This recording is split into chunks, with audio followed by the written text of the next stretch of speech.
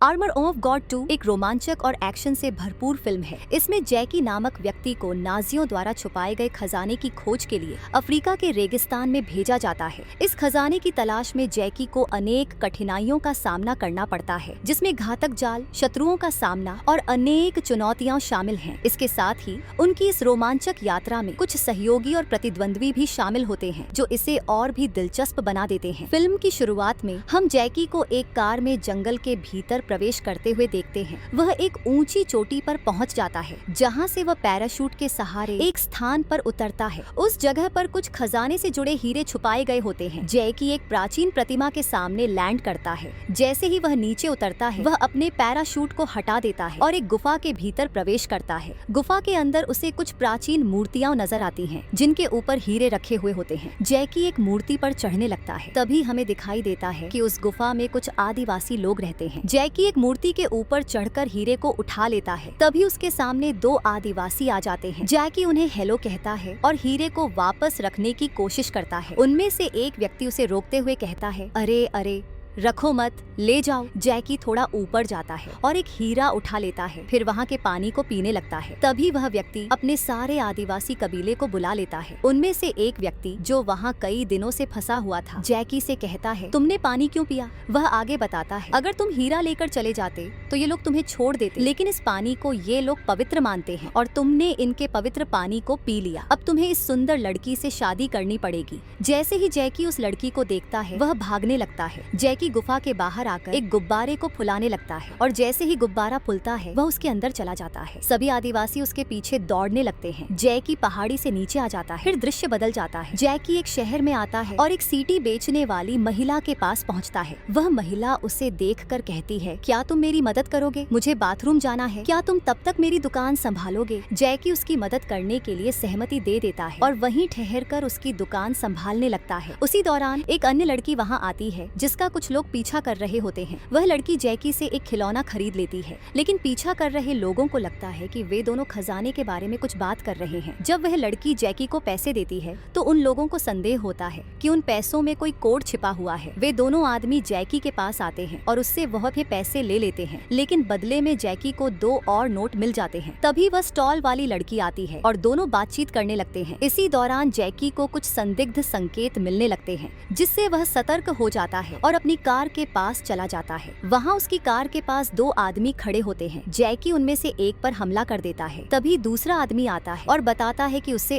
Earl ने भेजा है। इसके बाद वे जैकी को अर्ल के घर ले जाते हैं। अर्ल जैकी को बताता है कि जब दूसरा विश्व युद्ध हुआ था, तो जर्मनों को जो खजाना मिला था, उन्होंने उसे कहीं गाड़ दिया था। अनुमान है कि वह खजाना अफ्रीका के रेगिस्तान में ही कहीं छिपा हुआ है। अर्ल जैकी की मुलाकात अदा से करवाता है, जिसके साथ जैकी को काम करना था। अगले दिन दोनों एक लाइब्रेरी में खजाने के बारे में शोध कर रहे होते हैं। उन्हें पता चलता है कि जब जर्मनों ने खजाना छुपाया था, तो उनमें से एक सैनिक इसी शहर का रहने वाला था। जैकी उसका पता हासिल कर लेता है और रात में उसके घर जाता है। वहाँ जैकी कुछ खोजने की कोशिश करता है। तभी कोई आता है। जैकी छिप जाता है और वह वही लड़की होती है जिससे जैकी ने एक खिलौना लिया था। जैकी चुपके से बाहर निकलने लगता है। तभी वह लड़की चिल्ला उठती है। उसके घर में और भी लोग होते हैं, जो तुरंत उस लड़की का पीछा करने लगते हैं। जैकी उस लड़की की मदद करने के लिए उसके पास जाता है, लेकिन तभी दोनों उस पर बंदूक तान देते हैं। जैकी तुरंत उस लड़की का तौलिया खींच लेता है, जिससे वह दोनों विचलित हो जाते हैं। इस मौके का फायदा उठाकर जैकी उन्हें मार गिराता है और उनकी बंदूक छीन लेता है। फिर वह उन्हें वहाँ से जाने के लिए कहता है। इसके बाद वह लड़की जैकी को थप्पड़ मारते हुए कहती है, तुमने उनके सामने मेरा तौलिया क्यों खींचा? अगले दिन जैकी एक बाइक पर सवार होकर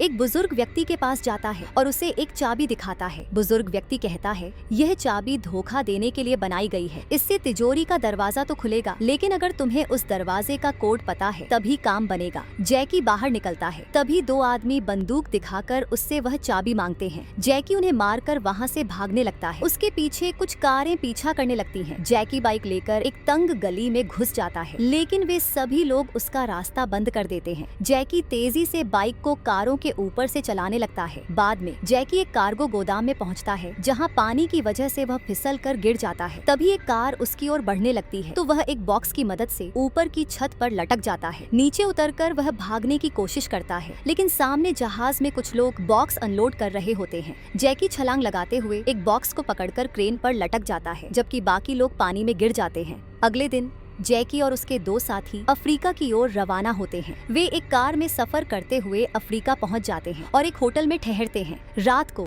वे होटल के रेस्टोरेंट में खाना खाते हैं और फिर अपने अपने कमरों में चले जाते हैं। जैकी के कमरे में जाते ही हमें यह पता चलता है कि एल्सा का कमरा पूरी तरह से बिखरा हुआ है। हमें यह भी दिखाई देता है कि कुछ लोग उसके कमरे में आए थे और खिड़की के पीछे छिपे हुए थे।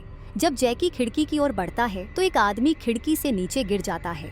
इसी बीच अदा अपने कमरे में नहा रही होती है। जैकी को पता चलता है कि अदा के कमरे का लॉक टूटा हुआ है, तो वह अंदर जाकर देखता है। कमरे में अंधेरा होता है और अदा को लगता है कि कोई उसके कमरे में है। वहाँ पहले से ही दो लोग मौजूद होते हैं। अदा बाहर आ जाती है और जैकी को मारने लगती है। तभी कमरे की लाइट जल जाती है और जैकी देखता है कि दोनों लोग अपनी बंदूकें ताने हुए हैं। एल्सा भी वहाँ आ जाती है। अदा नकली बहाना करती है कि जैकी को वहाँ से चले जाने को कहे, लेकिन इशारों में यह बताती है कि वे संकट में हैं। अदा दरवाजा बंद कर देती है। दोनों लोग जैकी से चाबी मांगते हैं और उसे मारने लगते हैं। एक संघर्ष शुरू हो जाता है जिसमें जैकी एक व्यक्ति को पकड़ लेता है, लेकिन तभी एल्सा दरवाजा खोल देती है, जिससे जैकी की बंदूक उस आदमी के हाथ में चली जाती है और वह एल्सा को अंदर आने को कहता है। दोनों लोग चाबी की मांग करते हैं। तभी खिड़की से नीचे गिरे हुए आदमी की फिर से वहां उपस्थिति होती है। जैकी उन्हें बताता है कि उनके एजेंट खिड़की के बाहर हैं। एक आदमी बाहर जाकर एजेंटों पर गोली चलाता है। संघर्ष फिर से शुरू हो जाता है।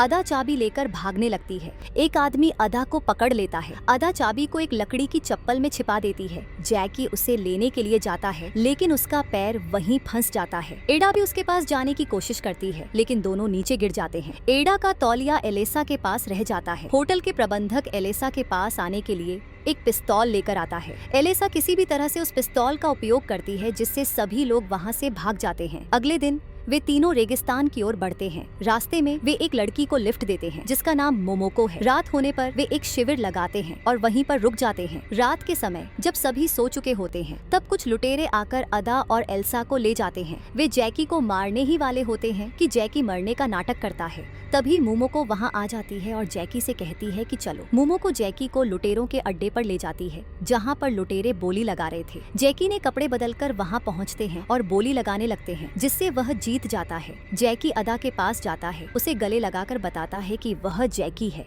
अदा को समझ में आ जाता है, लेकिन एल्सा जैकी को लात मार देती है। तभी वहाँ एक आदमी आता है और कहता है कि ये सभी मिलकर साजिश कर रहे हैं। सभी लुटेरे उन पर हमला कर देते हैं, लेकिन मोमोको कार से एक लुटेरे को गिरा देती है और तीनों को अपनी ओर ले जाती है। फिर मोमोको की कार मिट्टी में धंस जाती है। हम देखते हैं कि सभी लोग यात्रा कर रहे होते हैं। तभी दो आदमी आते हैं और उन पर बंदूकें तानते हैं। वे कहता है, तुम हमें खजाने तक ले चलो। कुछ दूर जाने के बाद लड़कियों को प्यास लगती है, लेकिन वे आदमी उन्हें पानी नहीं देते। जैकी चैन ने अपने कपड़े में पानी छुपा रखा होता है, जिसे वह सभी को पीने के लिए देता है। बदमाश तीनों उन दो लोगों को छोड़कर भाग जाते हैं और एक स्थान पर पहुँचते हैं जहाँ एक विशाल मूर्ति जैसी संरचना होती है। तीनों लोग अंदर चले जाते हैं। तभी उनके पीछे कुछ आदिवासी लोग मरने के लिए आ जाते हैं। वे तीनों भागते हुए एक स्थान पर पहुँचते हैं जहाँ सभी लोग नाच रहे होते हैं। आदिवासी लोग उनकी ओर नफरत भरी नजरों से देखते हैं, लेकिन तीनों भाग जाते हैं। थोड़ी दूर जाने के बाद अदा का पैर जमीन में धंस जाता है। जैकी और एल्सा उसकी ओर बढ़ते हैं, लेकिन वे सभी एक गुफा में पहुंच जाते हैं। गुफा में मृत जर्मन सैनिक मिलते हैं। जैकी को यह एहसास होता है कि यहाँ सिर्फ 17 सैनिक हैं और एक सैनिक कहाँ गया है, इसका सवाल उठता है। तभी अडोल्फ आ जाता है और जनरेटर को चालू करने के लिए कहता है। जैकी एक लाइट बल्ब निकालकर उसके अंदर के तारों को जोड़ देता है ताकि जनरेटर चालू होते ही विस्फोट हो जाए, लेकिन जनरेटर जल्दी चालू हो जाता है और जैकी को करंट लग जाता है। जैकी एक बंदूक लेकर सभी को रोक देता है, लेकिन एल्सा एक अन्य बंदूक उठाकर फायर करने लगती है। कुछ देर तक जैकी और उनके दुश्मनों के बीच लड़ाई जारी रहती है। इस दौरान तीनों महिलाएं हेलमेट की मदद से दुश्मनों को हराने लगती हैं। तभी वहाँ एक आदमी आता है और पूछता है कि खजाना कहाँ है। अडोल्फ खजाने की जगह बता देता है और जैकी उसे चाबी दे देता है। उस आदमी ने जैकी और अन्य लोगों को मारने का इरादा किया था, लेकिन एल्सा बताती है कि उसके दादा ने एक कोड बनाया था जिससे तिजोरी खोली जा सकती थी। दुश्मन सब उस दरवाजे की ओर बढ़ते हैं। पहले दो सिपाही दरवाजे को सीधी चाबी से खोलने की कोशिश करते हैं, लेकिन करंट के कारण वे मारे जाते हैं। जैकी एक लॉकेट की मदद से कोड पहचान लेता है और दरवाजा खोल देता है। वहाँ ढेर सारे सोने का खजाना होता है। तभी एडोल्फ इमरजेंसी बटन दबा देता है, जिससे सभी दरवाजे बंद होने लगते हैं। एडोल्फ जैकी और एडा की मदद करता है। वे तीनों कुछ सोना लेकर एक मशीन की ओर बढ़ते हैं, जो बाहर जाने का रास्ता प्रदान करती है। लेकिन उस मशीन को चालू करने के लिए एडोल्फ वहीं रुक जाता है और उनकी मदद करता है। जैसे ही वे बाहर आते हैं, सारी जगह विस्फोट से उड़ जाती है। जब चारों बाहर निकलते हैं तो एडा की जेब से एक सोने का बिस्किट निकलता है। तभी दुश्मन फिर से वहां आ जाते हैं। जैकी उन्हें सोने का बिस्किट फेंक देता है, लेकिन वे बिस्किट की बजाय पानी चाहते थे। फिल्म यहीं समाप्त हो जाती है। धन्यवाद।